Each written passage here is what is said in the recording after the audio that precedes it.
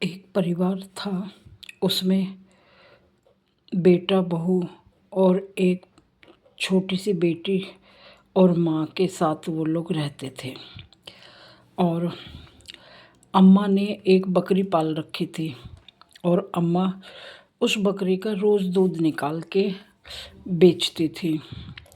कुछ दिन के बाद में अम्मा की बकरी ने दूध देना बंद कर दिया। बेटे बहू कहने लगे कि अम्मा इस बकरी को बेच के हम गाय खरीद लेते हैं, अब तो ये दूध भी नहीं देती।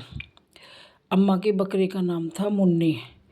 अम्मा ने कहा कि नहीं, मैं अपनी मुन्नी को नहीं बेचूंगी। बेटे बहू ने ग्राहक बुलवाने शुरू कर दिए कि अम्मा को तो देख लेंगे हम, कोई बात नहीं है, लेकिन रामू के पापा तुम वो बे करो।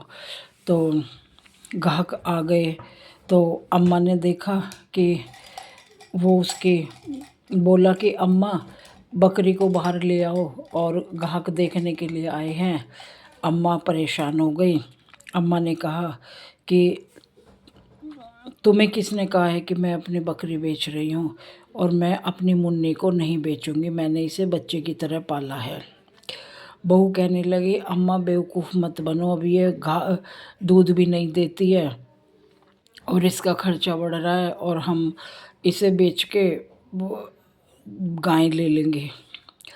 तो अम्मा को एक रात नींद नहीं आई, वह बड़ी परेशान रही, और अम्मा इस तरह से अपने मुन्नी को लेकर घर छोड़कर चली गई और वह रात भर नहीं लौटी।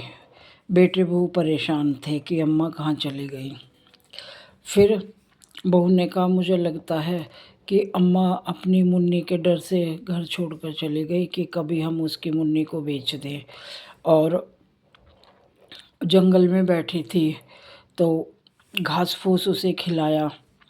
अम्मा को भी भूख लग रही थी और वहाँ से एक साधु गुजरे और उन्होंने कहा कि अम्मा आप यहाँ क्या हुआ, जंगल में क्यों बैठी हो, जंगल में तो जंगली जानवर आते हैं, वो खा जाएंगे।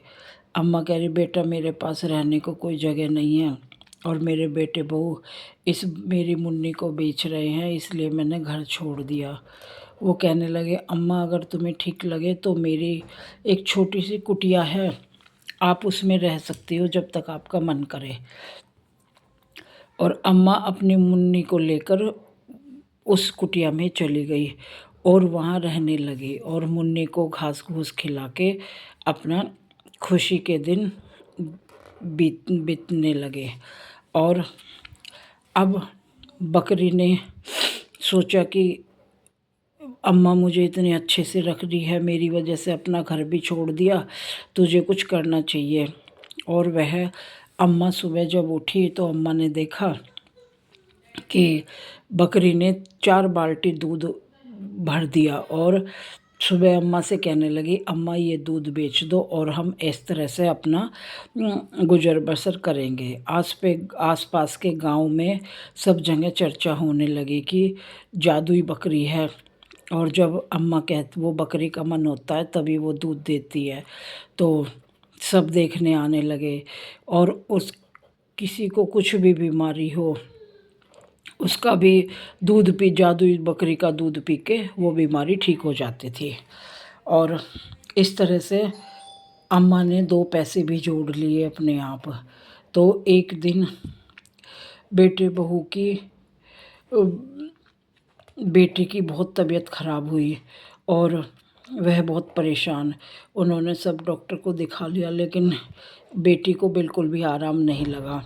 अब किसी ने उन्हें बताया कि दूर वहाँ गांव में एक अम्मा रहती है और उसकी बकरी जादुई बकरी है और वह दूध जो भी बीमार होता है वो उस दूध पीकर सारी बीमारी ठीक हो जाती है।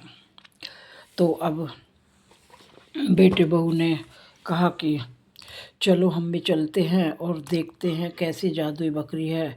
और बेटे बहू वहाँ गए तो देखा अम्मा की बकरी वही मुन्नी।